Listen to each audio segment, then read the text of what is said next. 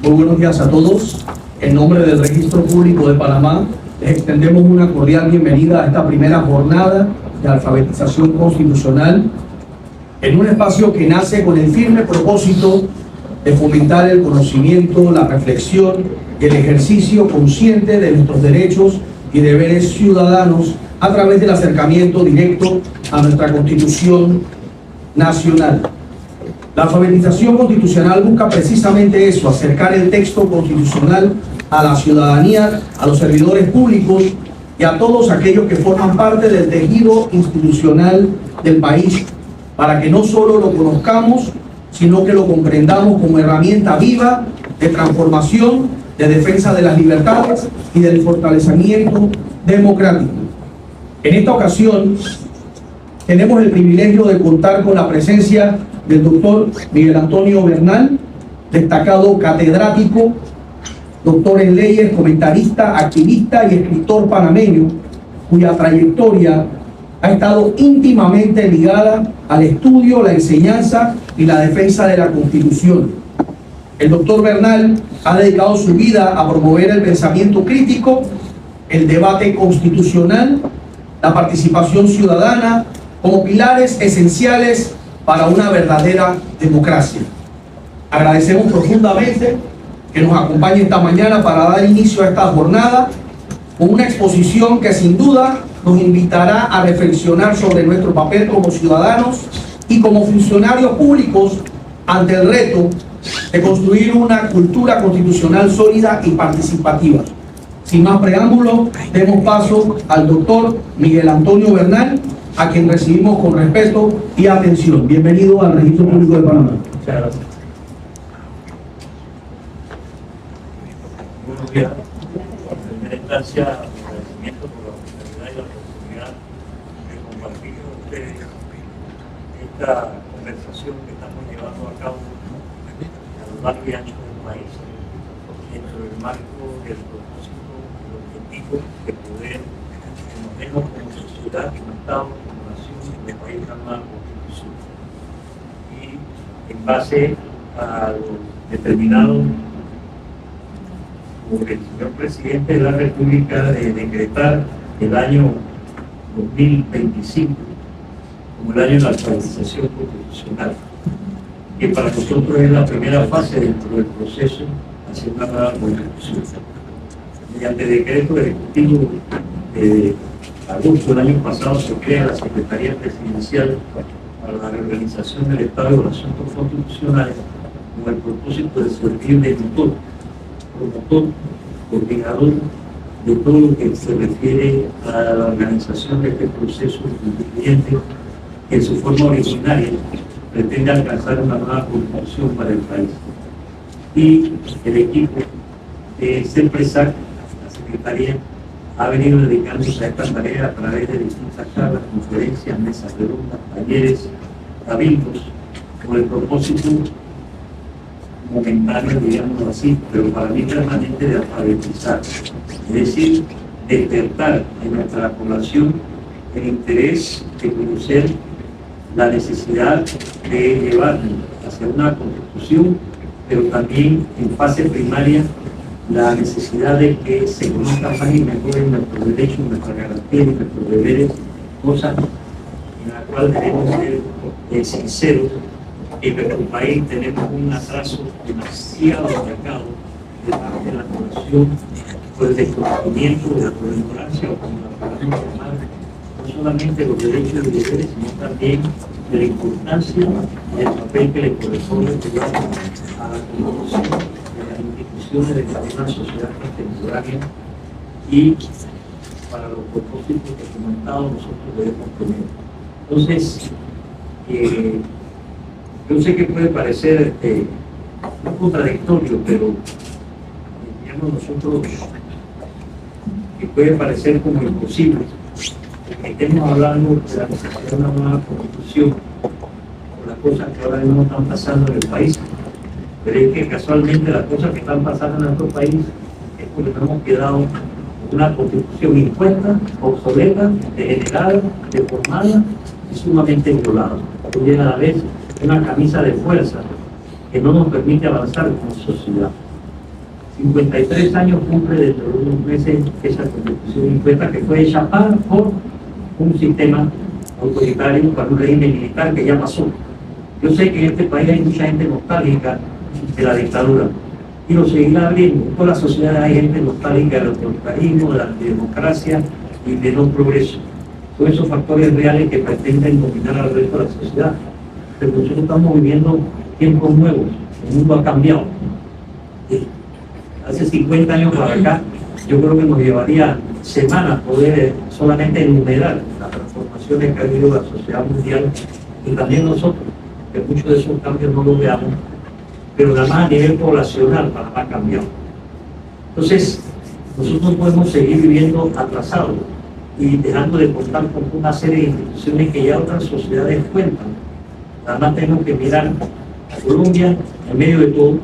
Colombia se dio una constituyente en el 91, con instituciones que le han permitido a la institucionalidad y a la constitucionalidad seguir avanzando.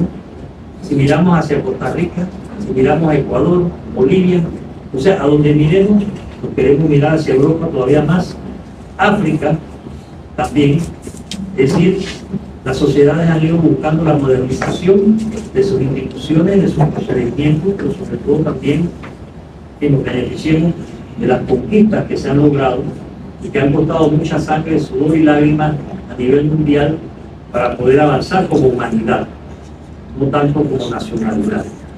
Y casualmente, nosotros, si tomamos la gran como ejemplo, el sistema interamericano de derechos humanos, pues Panamá está como Estado signatario de cuánta convención se haya hecho, de cuántos protocolos se haya hecho. Panamá los ha firmado todos, sin excepción. Yo creo que somos el país más firmante, pero menos practicante de lo que firma. Pero si tomamos el sistema interamericano, en base a las cosas que están pasando, nos vamos a dar cuenta que nosotros estamos fallando, porque no estamos cumpliendo con el sistema interamericano. Y el control de convencionalidad exige que todos los Estados miembros del sistema interamericano tienen que acatar las decisiones de la Corte Interamericana de Derechos Humanos en la materia. Y nosotros olímpicamente venimos, no ahora, con la decisión de suspensión de la garantía democrática, no, hace rato que somos el país que tiene no solamente más denuncias por violaciones a los derechos humanos, sino que también somos el país que menos está cumpliendo con el sistema interamericano, como es el caso nada más de Faena y otros, a raíz de las despedidas que hicieron aquí en el 90 con la gente de Libre. Ahí están todavía arrastrando después de 30 y pico de años, 35 años, para ser más exacto, estamos en Panamá arrastrando ese tema. Y si buscamos los fallos de la Corte Interamericana de Derechos Humanos con relación a Panamá, vemos que tampoco hemos armonizado nuestra legislación con los fallos que ellos han dictado para Panamá, mucho menos con fallos que han sido dictados para otros países frente a otras situaciones y que nosotros, como parte del sistema interamericano, estamos obligados de no solamente acatar, sino acoplar. Por otro ejemplo, si no queremos ver ese, el Estatuto de Roma, que fue la creación de la Corte Penal Internacional, uno de los documentos más avanzados en el derecho internacional, en materia penal. Nosotros lo promovimos, lo firmamos, lo ratificamos, pero no lo armonizamos con nuestra legislación. Entonces ahí también estamos fallando como todo. Un tercero y último ejemplo, la Convención de la ONU contra la corrupción, ahora que la corrupción sigue imperando en este país. La Convención de la OEA contra la corrupción son leyes de la República, una desde 1995 y otra desde el 2005. Y nosotros no la cumplimos, no la acatamos, ni siquiera la divulgamos, que sería la sola divulgación, en mi opinión, de lo que dicen esas dos convenciones, nos daría un amplio espacio para que podamos como ciudadanos nosotros también contribuir a luchar contra la corrupción que nos está asfixiando, como dijo el otro día Monseñor, y que junto con la impunidad nos está acabando. Y que si no hacemos algo, pues simplemente nos estamos, creo yo, cívicamente suicidando al permitir que la corrupción siga poniendo vuelo, porque no estamos haciendo nada contra ella. En ninguna universidad se enseña qué es ni cómo se combate la corrupción. En ninguna escuela primaria y secundaria, y menos ahora, con el paro se está diciendo a la gente y la corrupción es esto, aquello, lo otro. Son cosas, elementos básicos para poder ser sociedad. Ahora bien, todo Estado Y eso no es de ahora, eso ya tiene su centenar de años. Todo Estado necesita una constitución. Pero un estatuto constitucional impuesto no puede ser considerado constitución. Vamos a decir que, bueno, se puede entender que en el siglo pasado, producto de la dictadura, pero ya, si se fue la dictadura, ¿por qué no se fue su constitución impuesta? Que creo que debió pasar, porque a nosotros se nos enseña, sobre todo en derecho, que lo accesorio debe seguir la suerte de los principales. Y sucumbió la dictadura producto de una invasión, pero se quedó la constitución. Y ahora usted ve que cuando usted habla de que hay necesidad de cambiar la constitución, sale la gente a arrancarse la vestidura que dice que no, que eso va a traer desasosiego y tranquilidad, más de la que hay. Eso va a traer desestabilidad económica, más de la que tenemos, si estamos endeudados hasta aquí. Ya vamos por 56.000 millones de deudas, ¿cómo la vamos a pagar? A ver. Y todos los problemas que nosotros tenemos, el principal problema se llama constitución. Aquí decimos que hay una crisis económica, que hay una crisis educativa, que hay una crisis de la que usted quiera, pero la verdadera crisis es constitucional, porque la constitución es la que establece las estructuras, instituciones, procedimientos, mecanismos y un largo etcétera de cualquier sociedad y sobre todo un Estado. Entonces nosotros estamos en deuda con nosotros mismos al no haber querido acometer la tarea de darnos una nueva constitución. No por el prurito de tener un nuevo texto, sino porque un proceso constituyente originario es el que nos va a permitir que el ciudadano se pueda empoderar de sus derechos y también de sus compromisos para con la sociedad y para consigo mismo. Una sociedad en la cual la mayoría de sus miembros no conocen sus derechos, no va a ningún lado. Estamos en el siglo XXI, eso podía funcionar todavía, bueno, funcionó el siglo pasado, pero ahora, a 25 años del siglo XXI, no podemos nosotros seguir arrastrando una deuda en valores éticos, cívicos, morales y de todo tipo, y también la funcionalidad que debe tener dentro de toda sociedad hoy en día el conocimiento. Entonces, en el caso particular de nosotros, de ustedes, servidores públicos, entonces el compromiso es doble, como ciudadanos en primera instancia y como servidores públicos. Porque ser servidor público, aunque mucha gente no lo quiere ver así, conlleva también una responsabilidad, porque ser servidor público, ¿verdad?, te crea una situación distinta a la del ciudadano común, que no es servidor público, que es simplemente ciudadano. Pero cuando uno decide ser servidor público, como dice su nombre, es servir. Por eso yo prefiero hablar de servidor público que de funcionario, porque funcionario, aparte que aquí se comete el pleonasmo cotidiano de hablar de funcionario público, porque el funcionario es público, así que lo del público está de más. Sin embargo, ustedes hablan en la Constitución, está vigente todavía, que se va a encontrar como 8 veces funcionario público, ¿cierto? Hasta en los errores gramaticales que no han sido corregidos debidamente. Entonces, dentro de ese contexto es que se plantea por primera vez, y hacemos la salvedad, desde la caída de la dictadura, por primera vez hay un presidente en este caso que dice: vamos a hacer una nueva constitución, pero la vamos a hacer con la participación de todos, ¿sí? Un proceso constituyente original, nada de paralela que no es constituyente, ni nada de que aquí está y está esa. Lo que se quiere es iniciar un proceso que debimos haberlo iniciado en el 90 con no solamente con la eliminación de la constitución impuesta, sino también con esa transición democrática que nosotros no hemos querido llevar a cabo contrariamente a otras sociedades.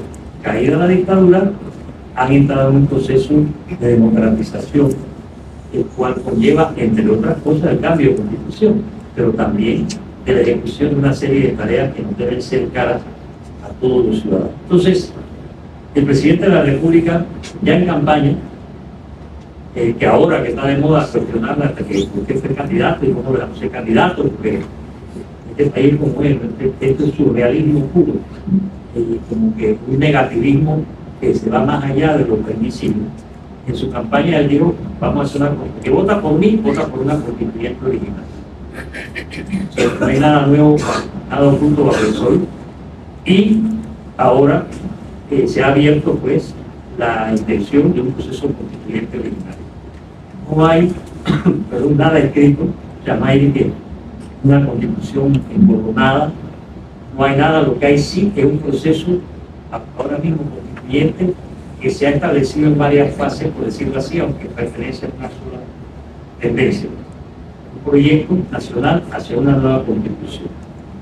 Primera fase, si vamos a hablar así, sería esta que estamos viviendo de alfabetización constitucional, que consiste simplemente en la charla, todo lo que se está haciendo para despertar el interés en una nueva constitución y para que todos nosotros como ciudadanos vayamos pensando qué país queremos, qué constitución queremos, qué instituciones queremos, y esa es la fase en la cual todos podemos y debemos aportar.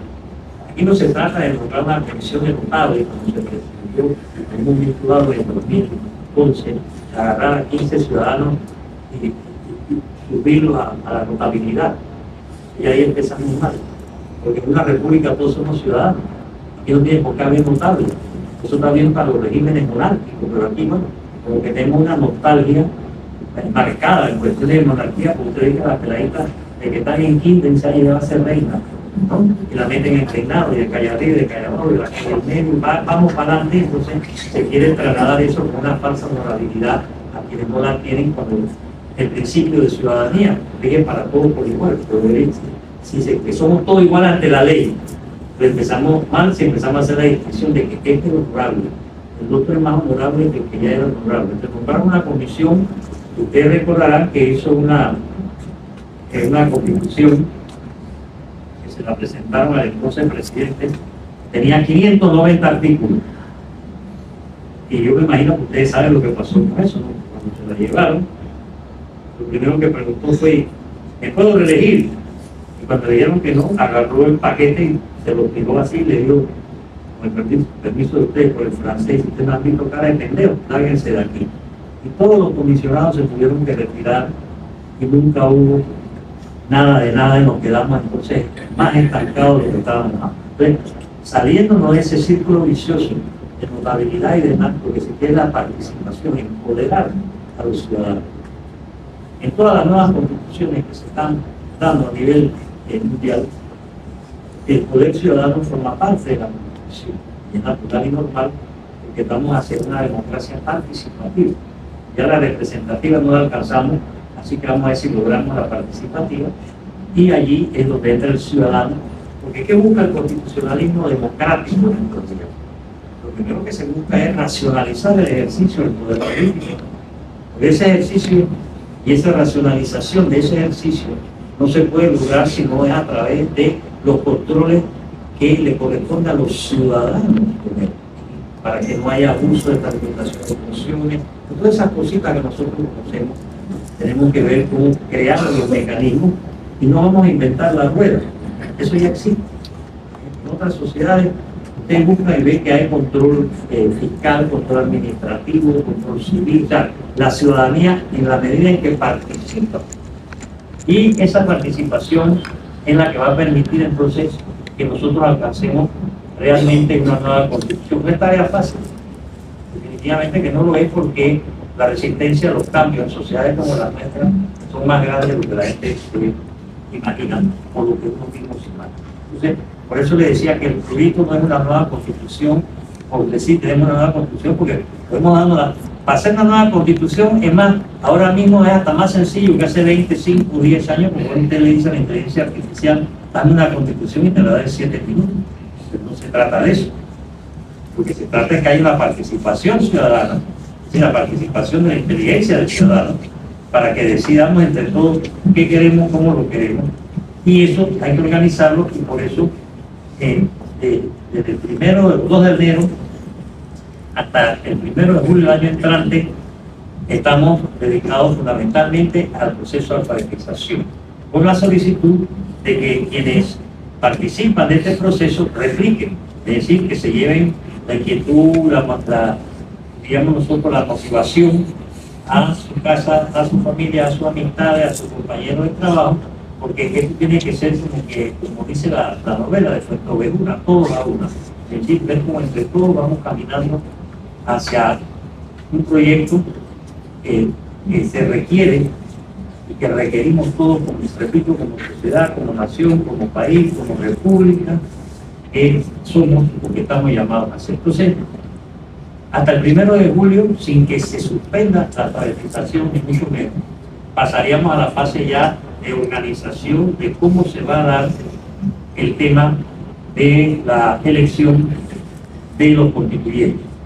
Elección que no tiene nada que ver con el electoralismo a que nos han querido acostumbrar aquí de elegir representante, alcalde, diputado, etcétera, nada que ver. Y código electoral mucho menos. Un código electoral no está hecho para la participación ciudadana y mucho menos para un proceso constituyente. O sea, tenemos que ser creativos en ese terreno para que seamos los ciudadanos los que determinemos, ¿verdad?, cómo queremos que se hagan las cosas, no que nos vengan en cuenta como ha venido sucediendo aquí desde hace ya más de 57 años, para ser más exacto. Entonces, a partir del 1 de julio entraríamos en esa fase en base a las sugerencias, en base a las propuestas que se den para ir determinando, y lo queremos hacer para no salirnos de, digamos, de la ruta de vida de la misma manera que se hizo en 1945, cuando en Panamá se convocó, en medio de la situación tan atípica que tenía el país, se convocó a un proceso constituyente que dio como resultado la Constitución del 46, que todavía hoy, si nosotros la trajésemos y la pusiésemos como texto de transición, seguiría siendo mucho más válido que el actual estatuto constitucional, porque las instituciones que fueron creadas y los procedimientos establecidos siguen siendo hoy por hoy mucho más democráticos que el estatuto del 72. Lo que pasa es que lamentablemente, pues, esa Constitución del 46, cuando la decapitaron en el 68, ya nunca más ha vuelto a ni siquiera a ser consultada por quienes están en la disposición y obligación de tratar de que las cosas se hagan bien. Esa fue la Constitución que se le propuso al gobierno que surgió gracias a la invasión, que se estableció inmediatamente y no le dio la gana. Fue la primera diligencia que se hizo, para hacer, como dice el Eclesiastés, para hacer que las cosas vuelvan a su lugar. Se había tumbado la Constitución del 46, por la regir, y veces servido como mecanismo de transición, no se hizo. Se ha seguido reformando después de que la reformaron los militares en el 78, 93. Se reformó en 93-94 para incluir el texto relativo al canal y el de que Panamá no tendrá ejército, y luego la reforma bipartita del 2004, conducida por el Pacto Mani, cuando los gobiernos de Martín y Mireya acordaron introducir reformas a la Constitución impuesta, y que aquí nos tiene 21 años después, que tampoco significó aporte alguno real y efectivo para que nosotros podamos caminar por avenidas más anchas hacia la mejora de nuestras instituciones todas y las que tenemos que incorporar en vista a los progresos que en el plano estrictamente jurídico ha hecho el mundo lo que nos toca tratar. Entonces,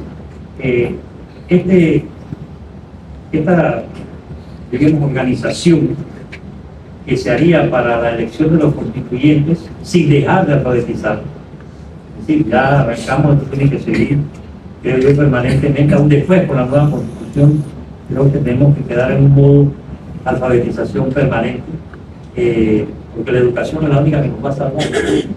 Aquí no hay ningún cacique, caudillo, superman que pueda venir a salvarnos de las situaciones que tenemos. Esta es educación, educación, educación, pero quien dice educación dice participación, que es lo que menos hay. O sea, al no haber la participación necesaria, pasan cosas que muchos no queremos que pasen, y los amigos partidarios o fanáticos de la violencia ganan terreno porque se les deja el espacio libre para que puedan promover acciones que no conducen a nada. Entonces, decidido, llegado el periodo de organización, haríamos con el 45. ¿Qué pasó en el 45? Bueno, se determinó que habría un número de 51 constituyentes, no diputados, constituyentes, que van a cumplir un compromiso histórico y patriótico, darle una nueva constitución al país. Esos constituyentes se reunirían en asamblea pero deberían ser electos, creemos nosotros, como se hizo en el 45, vía provincial y nacional, es decir, constituyentes por provincia y nacional.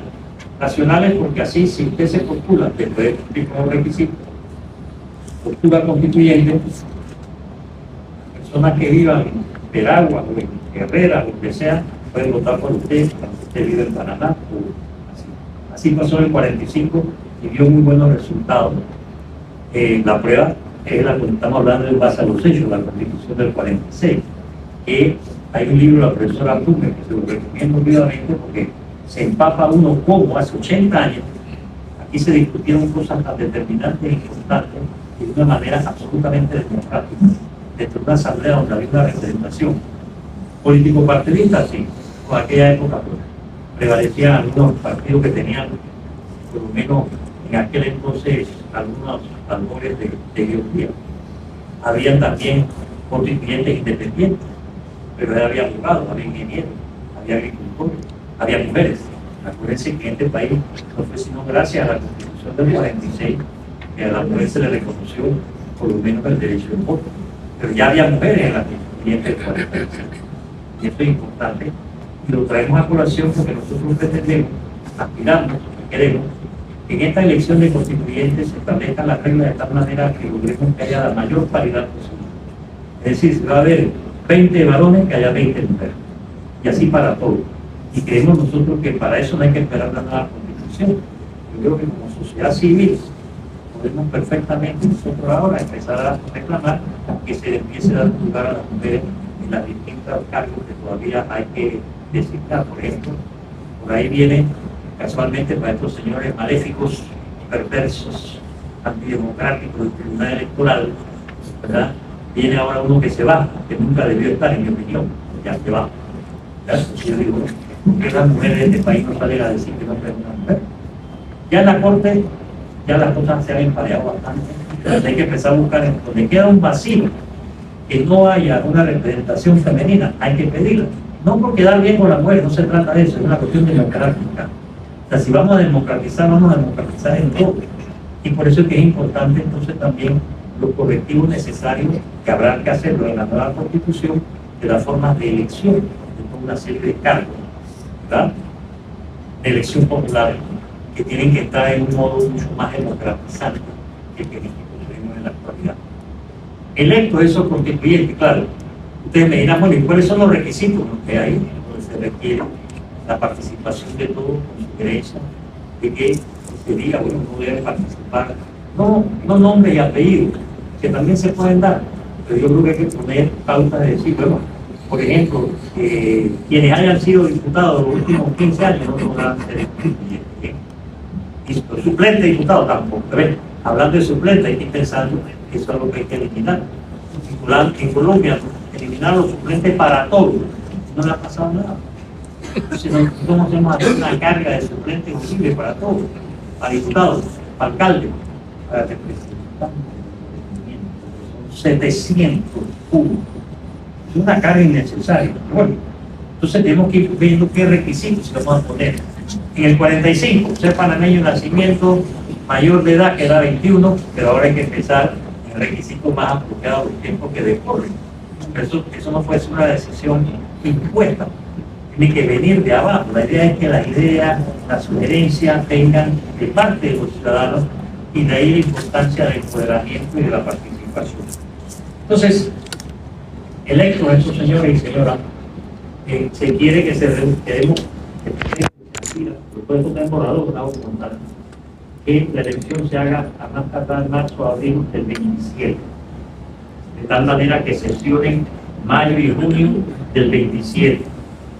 Entonces, ¿por qué mayo y junio? Bueno, por cuestiones, diríamos nosotros, de idiosincrasia. Mayo y junio vacacionan los actuales diputados. Entonces no vamos a tener dos conejos en la misma data.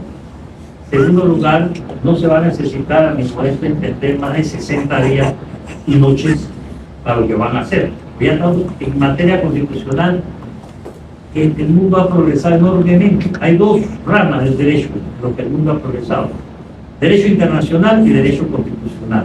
El hecho de que los progresos que hemos tenido en el mundo no hayan llegado a nuestra playa no quiere decir que el mundo no ha no han progresado. Entonces, 60 días y 60 noches bastan y sobran. ¿Para qué? Para que ellos discutan, debatan y aprueben en base a los proyectos de constitución que le lleguen. Llega uno, como ocurrió en el 45, que fue el que hicieron José Dolores Moscote, Ricardo J. Alfaro y Eduardo Chiari. Bueno, uno, pero si llegan 2 o 3, será el deber de ellos debatir, etcétera, y por eso la importancia de conocer qué pasó en el 45, porque las actas de ese proceso siguen siendo hoy, desde el punto de vista no solamente académico, extremadamente ilustrativas de lo que nosotros tenemos que saber y pretender. También se quiere ver, buscar la manera de que el voto de estos constituyentes, o sea, cuando se vaya a elegir, sea programático. Es decir, que no vamos a votar por lo que haga más propaganda, estemos de acuerdo si vamos a dejar que hagan propaganda, que considero yo que no tiene por qué, porque votar una elección de estas las otras. Pero sí que se deben poner una serie de requisitos de manera tal que las personas que concurran, yo estoy seguro, no podemos ser pesimistas en esto tampoco, de que si nosotros empezamos desde ahora a decir, bueno, hay que limitar esto, aquello, lo otro, y les digo la experiencia que llevamos en este recorrido que estamos haciendo aquí, allá y acullá, no falta lo que se acerca y te dicen, bueno, ¿cuánto va a ganar un constituyente? ¿Sabes que nosotros para mí y el Chinchén somos una sola cosa? La gente no te dice, bueno, ¿qué puedo yo aportar en mi carácter? ¿Cuánto va a ganar? Entonces cuando yo digo, bueno, mi opinión, licencia con sueldo. O sea, que si usted trabaja aquí en el registro público y quiere ser candidato a constituyente, licencia con sueldo, si sale. Claro, si no sale, punto. ¿Para qué vas a poner el salario? Entonces, y tampoco prevendas. No como los diputados, pueden meter 3 carros gratis sin pagar impuestos. Y pueden. Aquí, si vas a hacer un trabajo, no tienes necesidad de ninguna preventa. ¿No? Ya me han preguntado que si deben tener pasaporte, pero ¿por qué si ellos no van a viajar? Ellos tienen que estar ahí 60 días y noches trabajando. ¿A dónde van a ir? Entonces yo les digo que bueno, una tarjeta del metro para garantizarnos de que van a llegar a hacer lo que tienen que hacer, punto y aparte, ya, punto. Esa es mi opinión. Habrá quienes dirán, no, hombre, hay que darle comida, hay que darle esto, hay que darle boquita. Bueno, ellos sabrán, pero por lo pronto no hay nada escrito y se quiere que entonces debatida esa constitución. Considero también que ese debate tiene que ser ultra público, es decir, que tiene que ser transmitido por radio, televisión, satélite, por todos lados, para que la gente participe también en ver si es verdad que la gente por la cual decidieron fuera constituyente están haciendo, y que se debe establecer previamente una especie de revocatoria de mandato inmediato para aquel constituyente que no cumpla con el voto programático, que es lo que se quiere hacer, entendiendo por voto programático es que usted no va a votar por lo bonito que habla o se viste él o la candidata, sino el compromiso de que va a ir a defender tal proyecto. Eso es lo que se quiere, vamos a decir, lo logramos. Entonces, concluida esta fase, mayo-junio, aprobada la nueva constitución, a la cual habría que darle en vacación ley, es decir, que no entraría a regir de inmediato para dar la oportunidad de que la misma sea divulgada. Entramos o seguimos en la polemización, sea divulgada a nivel nacional en todas las escuelas, institutos, academias, dependencias, por todos lados, para que la gente la conozca y la haga suya, y someterla, si necesidad hay, a un referéndum ratificador, para darle más fuerza. Esa constitución nueva se quiere que entre a regir en el 29. ¿Qué quiere eso decir? Que las autoridades y demás que vayan a ser electas en el 29 lo van a hacer bajo las nuevas reglas del juego que se establezcan. Ahora, en ese periodo transitorio, y voy concluyendo, en ese periodo transitorio se quiere también que se vayan creando las comisiones técnicas necesarias para la armonización de la nueva constitución con los códigos y normas que estén vigentes y que puedan encontrarse en relación con la nueva constitución. Eso sería así a grandes rasgos, repito, nada está escrito. Es más, antes de que me lo pregunten, las cosas que se están dando, nosotros que venimos diciendo que eso hay que hacerlo sin prisa, pero sin pausa para hacerlo bien, ¿verdad? Pero por lo que está pasando, tal vez haya que empezar a pensar en los tiempos y adelantar. Porque el problema que nosotros tenemos, por lo menos así yo lo conceptúo, con todo respeto, es que hoy por hoy ni los ciudadanos ni las autoridades cuentan con los instrumentos necesarios para poder plantear la solución a una serie de problemas que tenemos. Estamos metidos en una chuta. No podemos salir de ahí, y entonces eso favorece que se den actos de arbitrariedad, de terminación de funciones y otras cosas que no convienen para nada en estos tiempos, porque para nadie es un secreto, cualquiera que sea nuestra opinión, pensamiento, convicción, lo que sea, que nosotros venimos arrastrando un malestar social que ya es una década. Estamos sentados en un papel de pólvora y que hay mucha gente que está fumando y está tirando, o pretende tirar la colilla para que esto estalle, y lo que hay que evitar.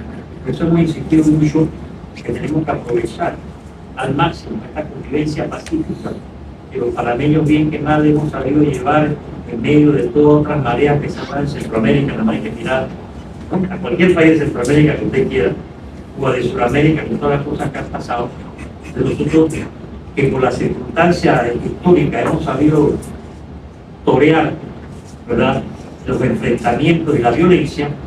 Pues, por favor, nos haríamos si nosotros caemos en ella, porque una vez que entremos en esa vorágine de violencia no hay cómo salir.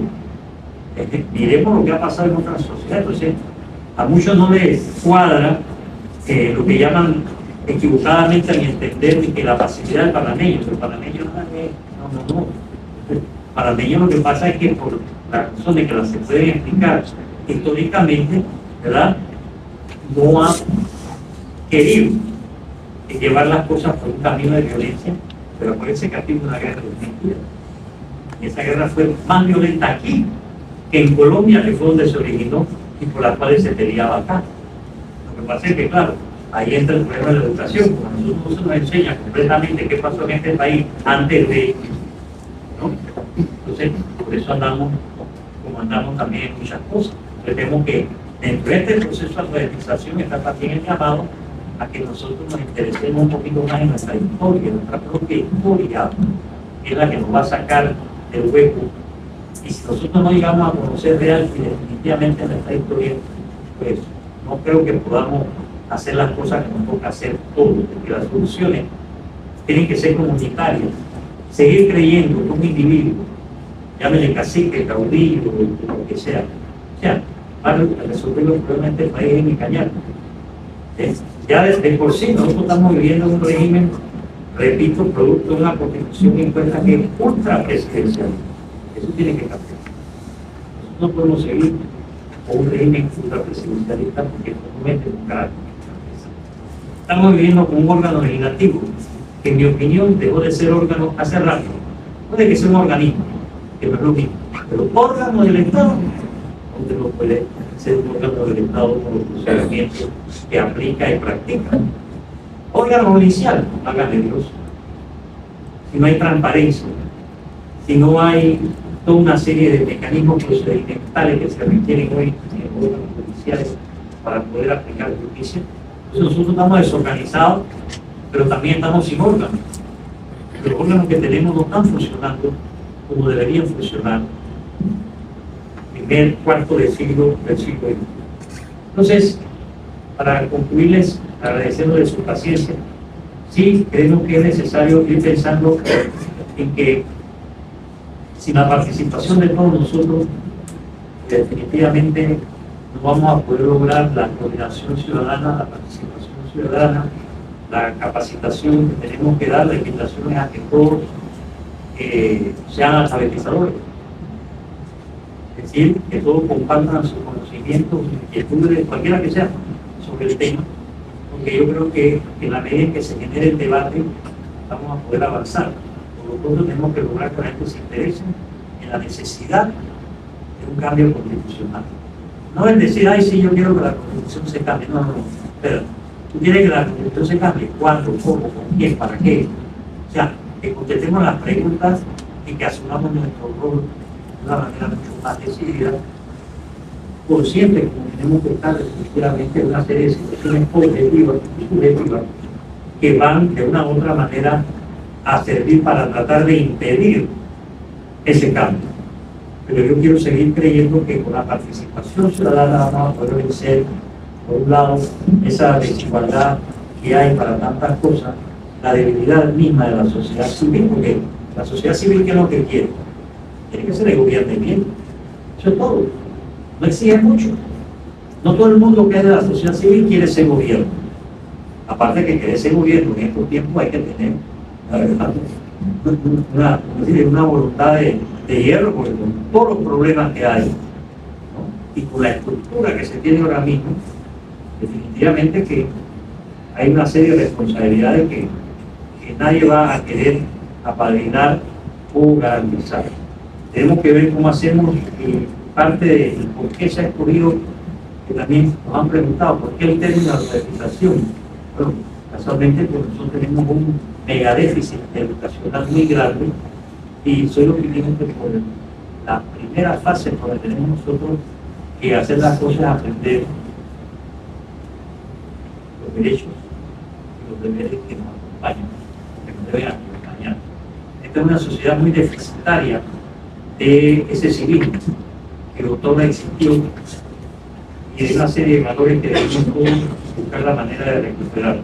Entonces, nuestro llamado a nombre del equipo de la Secretaría es invitarlos, además de agradecerles la oportunidad, invitarlos a que estos temas, esta charla, esta conferencia, estos coloquios se reproduzcan, que todos ustedes, servidores públicos, ciudadanos, con su capacidad y su preparación, contribuyan a una tarea que es de todos, absolutamente de todos, por encima de todas las, digamos, desigualdades, de encima de todos los desacuerdos que podamos tener. Es muy aburrido en una sociedad donde todo el mundo piensa igual, pero lo que más nos debe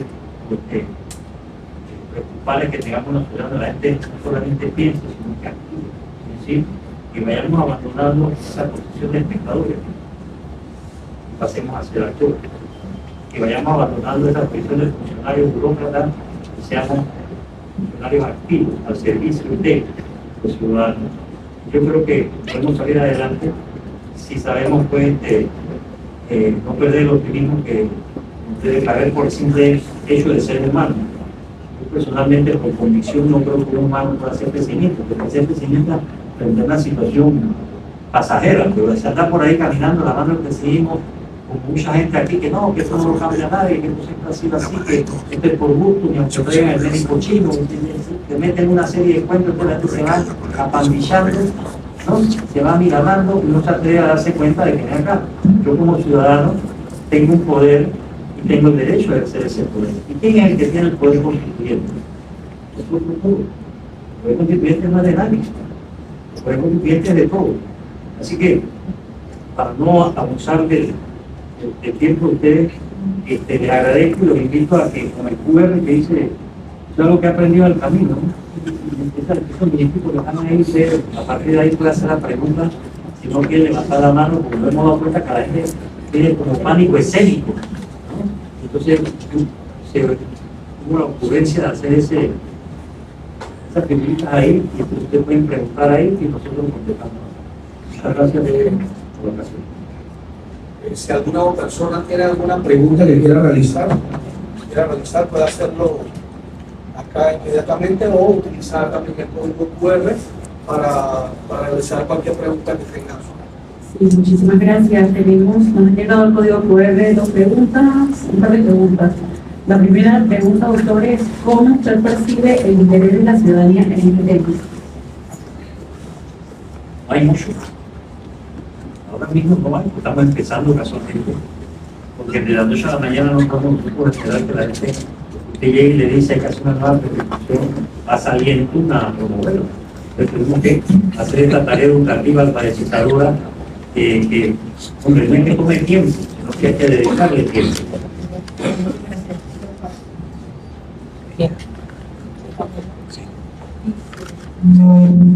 Los partidos políticos no buscarán intervenir en estos temas y mantener el mismo status quo actual. La primera pregunta que yo haría esa pregunta es ¿dónde están? Hemos notado que todo lo que está pasando aquí hace 2 meses y no hay partidos políticos, bueno, los PRD que tradicionalmente se dedican a este tipo de de vandalismo y demás, pero ¿dónde están las preguntas de los partidos políticos? Y ese es uno de los problemas que nosotros tenemos, es que tenemos partidos políticos que no son partidos. Desde el punto de vista de la teoría y la doctrina, son agrupaciones con cuello, etcétera, pero que no tienen programas, etcétera, como Dios manda, y eso es parte de la necesidad de la transformación, para que aquí haya suficientes organizaciones de la sociedad civil, no solamente partidos, sino todo ese tipo de organizaciones que tenemos nosotros. Por ejemplo, la Constitución del 46, cuando aquí había municipios, que no hay, o sea, es algo que hay que pensar, ¿no? Vamos a recuperar los municipios. La Constitución del 46 permitía los partidos municipales. ¿Por qué? Porque había en los municipios gente interesada en bregar por las situaciones de su municipio. Ahora no hay ni municipales ni nacionales. Lo que hay un poco es, en mi opinión, con todo respeto, porque yo sé que esto está dañado, que hay de 3 millones de votantes que dice el Tribunal Electoral que hay 2.400.000 matriculados en un partido político. Ahora, si entramos a hacer un análisis sociológico, político, de por qué están matriculados en un partido político, nos vamos a dar cuenta que no es por una concepción ideológica, ni es por una afección a un programa determinado, mucho menos, sino por eso es parte del clientelismo que nosotros vivimos. Hay mucha gente que está matriculada porque es primo de la hermana, de la cuñada, del empleado, de los amigos. Hay otro que, bueno, para poder conseguir un puesto. Y así nos vamos. Entonces, eso está causando un deterioro. Son cosas que no se van a cambiar de la noche a la mañana, pero que hay que empezar a ponerlas sobre el tapete para empezar a mejorar todo este tipo de cosas. Aquí, cuando la dictadura empezó, lo primero que hizo fue prohibir a los partidos políticos. Uno de los primeros decretos. Prohibió todos los partidos políticos. Y durante años, del 68 al 78, aquí hubo una campaña permanente en contra de los partidos políticos. A tal punto que hay una anécdota por ahí de un señor que arrestaron los primeros meses de la dictadura, y él era vendedor de bolita, o sea, de lotería clandestina, muy conocido, el presbítero Jenkins Córdoba. Y cuando lo llevaron a la modelo, él gritaba: ¿pero por qué me traen preso si yo soy bolitero, yo no soy político? Porque la dictadura metió preso durante unos días un poco político entonces. Y aquí ser político hizo que también durante todo ese tiempo desapareciese la versión correcta de lo que es la política, de lo que son los partidos políticos y lo que es el político. Ya los griegos, Aristóteles, Sócrates, todo ese mundo, decían: el hombre es un animal político. Así que el que no es político ya sabe lo que es, así de sencillo.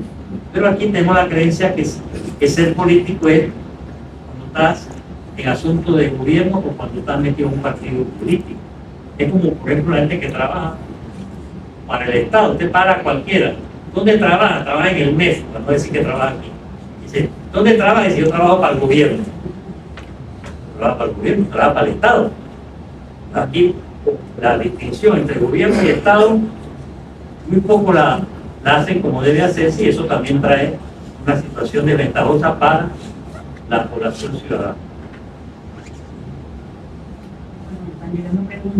¿Cómo podemos estar bastante seguros de que una asamblea constituyente hará el cambio de todos los panameños? La seguridad la tenemos que dar nosotros. Nosotros no podemos pretender que porque elegimos unos constituyentes, ellos van a hacer las cosas. Nosotros tenemos que estar ahí como centinelas desde ahora. Por eso es que es importante la participación ciudadana.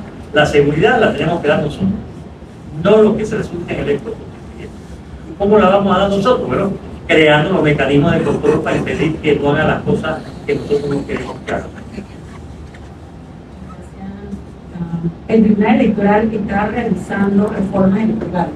¿Esto cómo se compagina con el proceso que están llevando a cabo? No se compagina. Estos señores arbitrariamente están yendo en contra de una decisión de un proceso constituyente. Así de sencillo. Y quieren llenar de polvo, llenar los ojos de polvo por las reformas electorales. Pregunto: si estamos en un proceso hacia una nueva constitución, ¿por qué va a gastar tiempo, energía, capacidad en reformar un código electoral, que es lo primero que el proceso constituyente tiene que ignorar, porque es un código, primero, hijo de la dictadura, o que lo han, igual que la constitución esta, que lo han reformado 9 veces y no ha servido para nada, porque no tiene los mecanismos de participación ciudadana. Y nosotros estamos en un proceso que involucra al ciudadano. Ellos están en un proceso de excluir al ciudadano. Una constituyente no puede ser excluyente. Ahora, yo sé, aquí entre nosotros, que no salga de Centroamérica, que los encontrones contra el Tribunal Electoral no es que vienen y ya están. Porque el otro día salió el presidente del tribunal diciendo que eran ellos los que tenían que decidir si había o no constituyente en este país. O sea, cuando usted tiene frente a usted gente con esa actitud, tampoco usted puede quedarse en una pose contemplativa y decir, ay, bueno, como usted es una autoridad, usted es un tribunal electoral. No. Aquí, por lo menos mi posición personal, 0 boleros con el tribunal electoral. 0. Y si nosotros no nos damos cuenta del peligro que significaría seguir en manos de estos señores, mejor entonces apaguemos la luz y vamos a hablar de otra cosa. Ya posamos y cantemos, pero no pretendamos cambiar nada. Porque nosotros no podemos seguir en manos de gente que no quiere cambio. Tenemos que estar claros en eso. No quiere cambio, que, perdón, uno de los integrantes, un K se llama, como yo, me hace un pacto entre Paulo Varela y Pedro Miguel González. Lo que iban a poner era a Raúl Rodríguez del PRD y pusieron fue a Junca. ¿Dónde está Junca de hace unos días? Durmiendo en la asamblea, buscando la reelección. Este país está, o sea, nosotros estamos dañando, que permitimos ese tipo de cosas. Entonces, afuera, constituyente.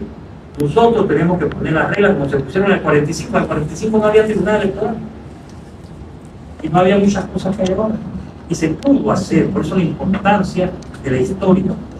Porque nosotros subestimamos mucho lo que aquí se ha hecho en medio de las situaciones que nos han tocado como país. Ningún otro país de América le ha tocado la podrida que nos tocó a nosotros de tener el territorio dividido y ocupado durante casi un siglo. Y en medio de eso se logró hacer algunas cosas. Claro que había cosas que, hombre, siempre hay, pero el país iba evolucionando, bien que mal. Logramos hacer una constituyente en medio de los parámetros de una guerra y con los gringos aquí y mandando. Ahora, yo creo que sí. Tenemos para llamarla así, la oportunidad de darnos una nueva constitución, a través de una constituyente, no la debemos desaprovechar, creo yo. Porque en esta misma línea, si la constitución es una oportunidad para que el presidente del gobierno, ¿cómo va a hacer su gobierno electoral, siendo un año electoral? Que corresponderá a los constituyentes establecer un mecanismo de procedimiento y entre los cuales, con las nuevas normas constitucionales, decidir, entre otras cosas, si debemos seguir teniendo un tribunal electoral, que en mi opinión, para mí es innecesario. Hay muchos países que no tienen tribunal electoral y hacen más elecciones que nosotros. Francia hace 36.000 elecciones cada periodo. No tienen tribunal electoral. Entonces, nosotros tenemos que deshacernos de las cosas inútiles para traer las cosas útiles. Aparte de que es un tribunal electoral que concentra demasiado poder, a mi modo de entender. Ellos tienen el registro de los que viven y mueren, ellos tienen esto y lo otro. O sea, se les ha dado un poder a tal punto que no se nos olvide que las 2 veces que aquí se pretendió hacer reformas a la Constitución, 92 y 98, ellos fueron los primeros en salir de Catalanta a decir, 1, que ellos querían llamarse Corte Suprema Electoral, y 2, que querían que le dieran más poder del que ya tenían. Solo que fracasó el del 92 y fracasó el de Eteria Medal en el 98, donde estaba incluida el fortalecimiento. Yo creo que ya deberíamos, y con toda sinceridad se lo digo, ir pensando que la edificación del tribunal electoral se le debe dar a un tribunal constitucional que tanta falta hace. Preguntas. ¿Se ha contemplado en esta constituyente establecer una segunda ronda para las elecciones presidenciales? Hombre, si por mí fuera segunda y tercera y cuarta, si hace falta. Yo creo que nosotros tenemos que importar, por así decirlo, instituciones que están dando resultados. Ahora, todo va a depender del tipo de instituciones, pero sí, yo creo que nosotros tenemos que tender hacia lo que se llama una segunda vuelta, en el sentido de que cualquier cargo de elección que no obtenga esa mayoría absoluta que se llama la mitad más uno, tiene que ir a una segunda vuelta automáticamente, así sea alcalde. Yo soy de opinión que en la Constitución hay que elegir gobernadores, dar a las provincias otro tipo de institucionalidad. Y recuerde ser sincero, yo creo que tenemos que regresar, como le decía, al régimen municipal. Chao pescado a los representantes de corregimiento y regresemos a un municipio que es lo verdaderamente positivo, democrático y libre. ¿Cuáles serán los requisitos para ser constituyente? A ustedes les toca poder. A todos nos toca poder. Yo puedo sugerir, usted puede sugerir, las instituciones, a todos nos toca sugerir algo más que vaya, como les decía, de la edad y de la nacionalidad. Pero hay que ver que sí tenemos que poner requisitos de quienes pueden y también de quienes no pueden. Dígame. En esa línea, profesor, donde ustedes como secretaría, ustedes van a tener un espacio a donde uno pueda depositar las ideas. En ese mismo código QR, en el Allá abajo hay dos en el correos. correo electrónico, ahí uno envía cualquier sugerencia para la nueva constitución y todos estos requisitos en esa misma. Nosotros estamos recogiendo todas las sugerencias que vayan llegando, que llegan, pues. Y una vez que se establezcan, digamos, el periodo, se cierra el periodo, no se cierra, pero se le pasarían a las comisiones que se vayan a establecer para la elaboración de los proyectos de constitución. ¿Ya?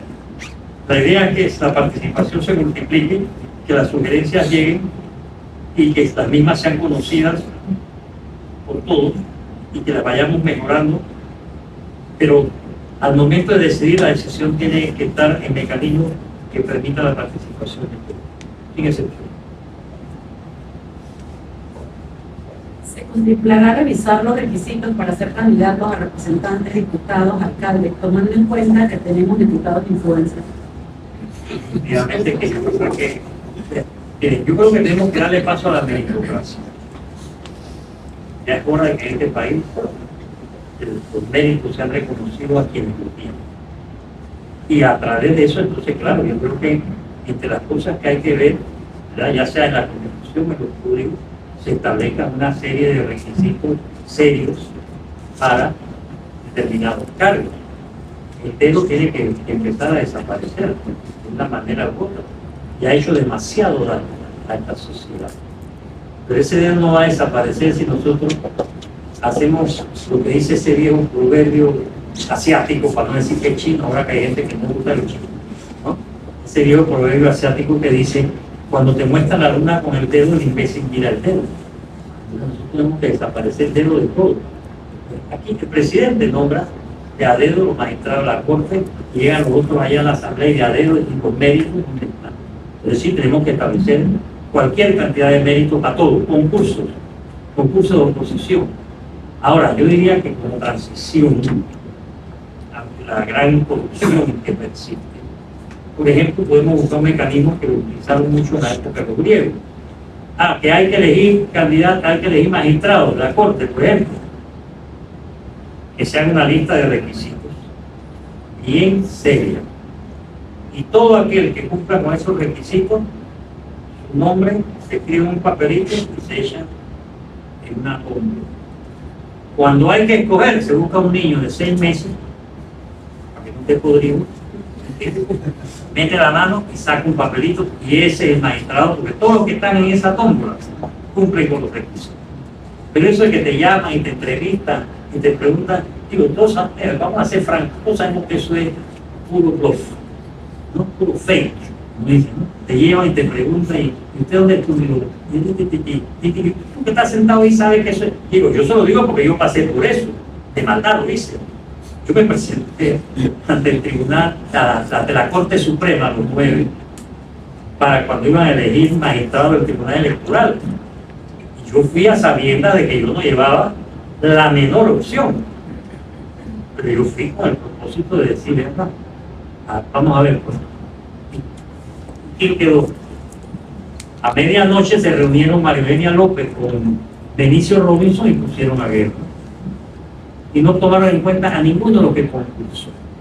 Entonces, eso tiene que empezar a desaparecer desde ahora. No tenemos que esperar tener una nueva constitución para empezar a arreglar ciertas cosas, en mi opinión. Si vamos poniendo los problemas sobre la mesa, yo creo que vamos a poder empezar a encontrar soluciones a muchos de ellos, si participamos.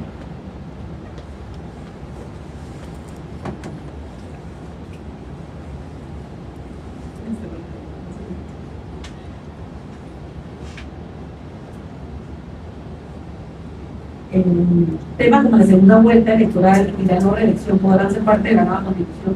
Definitivamente tienen que ser parte, creo. Vayamos pensando en ello desde ahora para que no se nos escape. La no reelección yo creo que debe ser debatida para que sea mejor entendida, porque en sociedades como la nuestra, dentro de las estructuras existentes, la reelección le está haciendo un daño muy grande a la sociedad. Entonces, para cualquier cargo de elección, la reelección no es recomendable. Pasa que nosotros, la historia, ¿no? Aquí en los años 90 vino desde Washington la orden de la reelección. Empezó en Argentina, siguió en Brasil, la reelección presidencial, que en América Latina no formaba parte de la historia, ¿no? Pero cuando llegó a Panamá, acuérdense que Pérez Valladares mandó a hacer un referéndum para poder reelegirse inmediatamente y perdió 3-1. Este es el único país de América Latina que ha rechazado la reelección. Así que, en mi opinión, por lo menos la presidencial ya no tiene, o sea, hay que mantenerla, si se quiere como está, que no es inmediata, pero no es cuestión de que vamos a discutir si se reelige o no, eso ya se decidió que no. Ahora tenemos que trasladar a diputados, alcaldes y cualquier cargo de elección.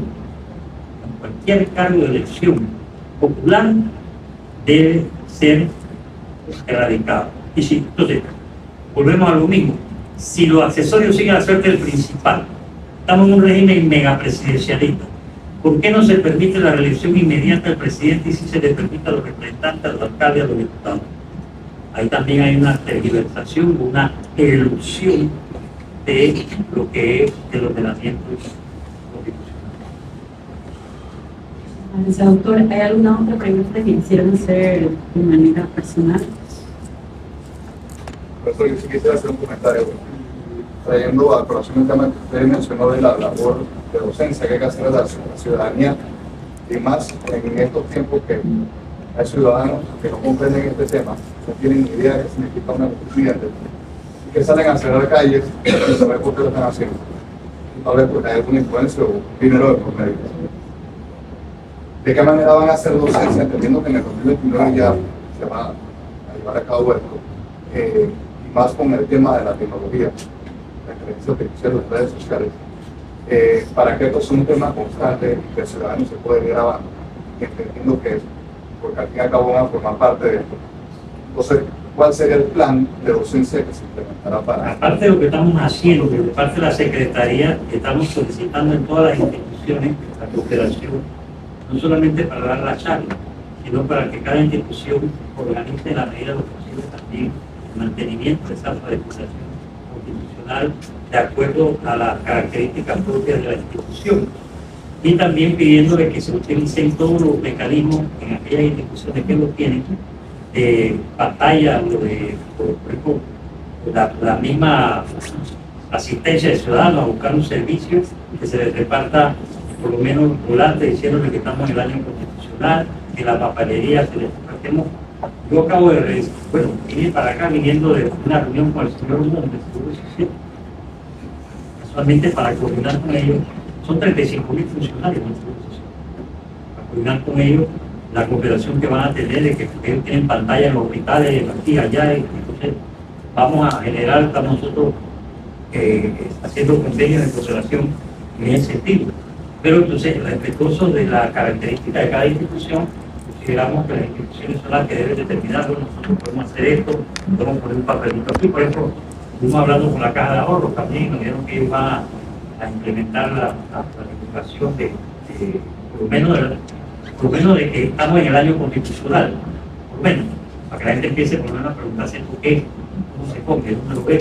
Así que ahí yo pido la cooperación individual y e institucional, porque yo creo que se pueden hacer muchas cosas desde aquí del registro público.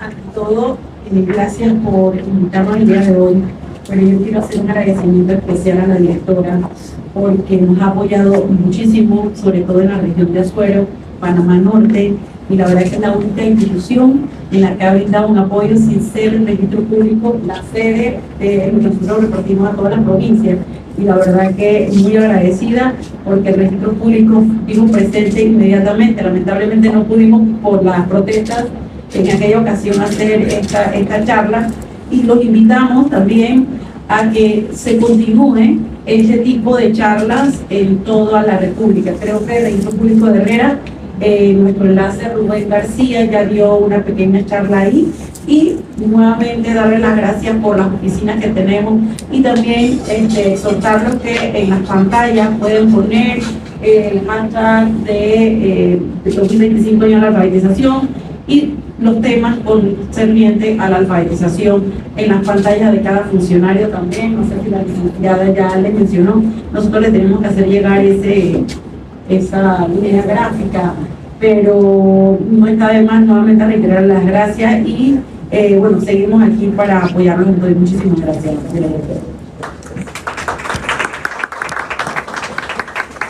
Bueno, en nombre de la directora Ana Bedoya, que sería quien en este momento se encuentra enferma, por eso me ha cedido las palabras, le queremos dar las gracias al doctor por haber venido. Este en principio es el primer grupo de muchos, estos son 20 abogados dentro del registro. Somos una institución que cuenta con muchos abogados, y esperemos que cada uno de ellos se pueda capacitar de manera que podamos ser como ciudadanos y como servidores públicos replicadores de esta idea.